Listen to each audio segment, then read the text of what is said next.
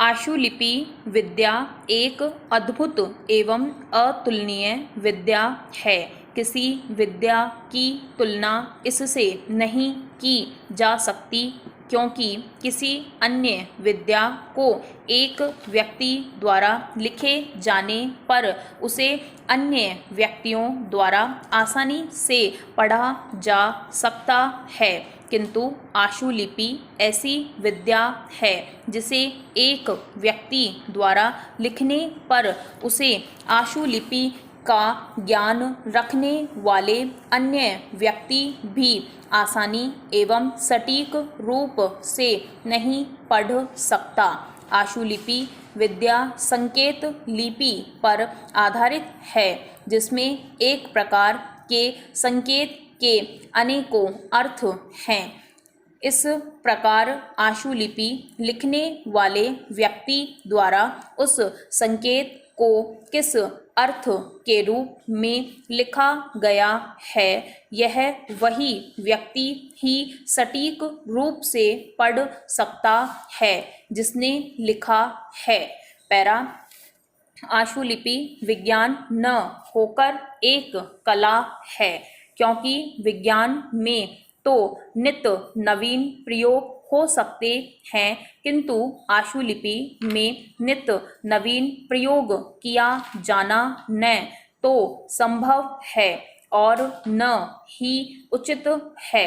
आशुलिपि में जो संकेत है उसमें सुविधानुसार आंशिक परिवर्तन तो संभव है, किंतु पूर्ण परिवर्तन संभव नहीं है, क्योंकि इस लिपि में यदि थोड़ा भी परिवर्तन किया जाता है तो उसके अर्थ ही अलग हो जाते हैं तथा अधिक से अधिक त्रुटि होने की संभावना बढ़ जाती है। पैरा आशुलिपि का कोई विकल्प नहीं है तथा इसका आशुलिपि के रूप में विकल्प होना संभव भी नहीं है। वर्तमान परिप्रेक्ष्य में जिन कार्यालयों में आशुलिपिक नहीं है, वहाँ आशुलिपिक द्वारा जिस कार्य को 10 मिनट में किया जाता था, वह कार्य कंप्यूटर में टाइपिस्ट के द्वारा 30 मिनट में किया जाना संभव हो रहा है। इससे जहां एक और अधिकारियों का समय बर्बाद हो रहा है, वहीं शासकीय कार्य की गति भी धीमी हो गई है। पैरा शासन में आशुलेखक का पद सुपर क्लास थी पद कहा जा सकता है, क्योंकि क्लास 3 में एक निम्न श्रेणी लिपिक कई वर्षों तक कार्य करते हुए 2-3 पदोन्नति प्राप्त कर जिस वेतनमान में पहुंचता है, आशुलेखक सीधे उसी वेतनमान में नियुक्त होता है। पैरा आशुलिपि की सफलता में धैर्य का होना नितांत आवश्यक है। बिना धैर्य के कोई भी व्यक्ति आशुलेखक नहीं बन सकता।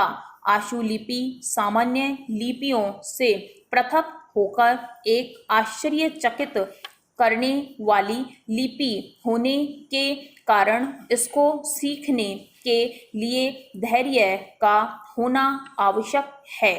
यह लिपि अद्भुत होने के कारण इसको सीखने वाले लगभग 50% विद्यार्थी बीच में ही सीखना बंद कर देते हैं।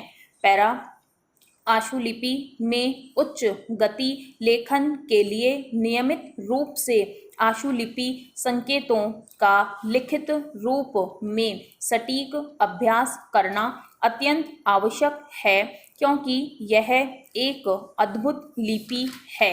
यदि इसके अभ्यास में थोड़ी सी भी लापरवाही की जाए अथवा अभ्यास करना बंद कर दिया जाए तो गति का कम होना अवश्यंभावी है।